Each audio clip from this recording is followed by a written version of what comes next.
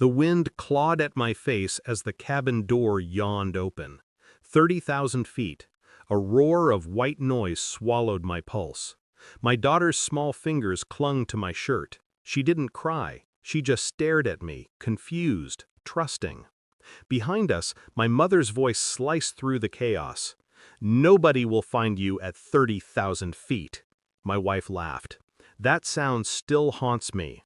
Light, cruel, rehearsed. Fall like the trash you are.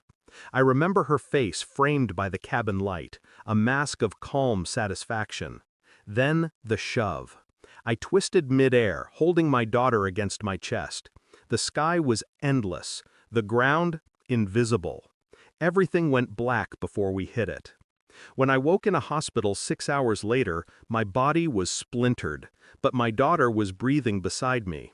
The police were already there. Questions, accusations. They said they'd found something in the cockpit. They wouldn't tell me what. My wife wasn't there. Neither was my mother. I told them everything, the threats, the shove, the laugh. But all they heard was delusion and trauma. The in-laws were powerful, their lawyers already circling. I lay there for days, every breath a slow confession of helplessness. But then, something small. A nurse mentioned they'd recovered the flight's black box. She said quietly, "You'll want to hear it yourself." That night, I stared at the ceiling and tried to understand when it all began. The slow poisoning of love. Maybe it started when my wife's father handed me a business opportunity. Maybe when she began sleeping in the guest room for space. Maybe when she started locking her phone at night. Or maybe it was always there, waiting for altitude. I requested the recording, pretending it was for closure. The officer hesitated, but eventually handed over a copy. "For your peace of mind," he said. Peace. What a useless word. I listened in the dark. The hum of engines, then voices. My wife. Calm, controlled. She thinks it'll look like an accident. My mother's tone, detached. He won't survive. The insurance will clear you in months. Silence. Then laughter. Two women, bonded by greed and contempt. I stopped the tape. Sat in the dark until dawn. Not a tear. Not a sound. Just breathing. Steady. Surgical. The next day, I requested all flight communications, passenger lists, financial transfers from the company my wife managed. Quietly, methodically. It was easy. Betrayal leaves fingerprints, just not on skin.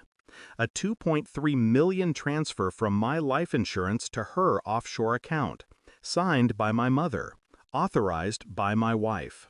I almost smiled. They planned everything, but they forgot the sky doesn't bury secrets, it records them. The police called 3 days later. They'd finished processing the cockpit. When I arrived, the detective didn't speak. He just handed me a photo. Blood on the controls. A single gun on the floor. My father-in-law, the pilot, slumped forward. Dead. 2 bullet wounds. "Internal conflict," the detective said quietly. "We're still piecing it together. The mother and wife were on board when it happened. Both alive." I stared at the image. So that was the sound I'd heard before blacking out. A muted crack beneath the engines. I didn't feel relief, only clarity. They had killed their own, then tried to finish me. When they called later, my wife's trembling voice begging to talk, I agreed. Calm, detached. "Come to the hospital," I said. "I have something to show you." She entered with fake tears and expensive perfume. I waited until she sat, then pressed play. Her voice echoed through the sterile room. "He won't survive. The insurance will clear you in months." Her face drained of color. "Where did you—" I didn't answer, just slid a folder across the table. Bank statements, audio transcriptions, witness affidavits. "You wanted me gone," I said, "but you recorded everything for me instead." Her mouth opened, but nothing came out. Her eyes darted to the officer standing by the door. He'd been there the whole time. She tried to stand, but her knees gave out. I watched her crumble like a portrait melting in slow fire. I didn't raise my voice, didn't curse, didn't touch her. Silence is a cleaner weapon. A week later, I signed the final statement. My daughter slept in the next room, safe, breathing softly, unscarred by the storm that made her an orphan.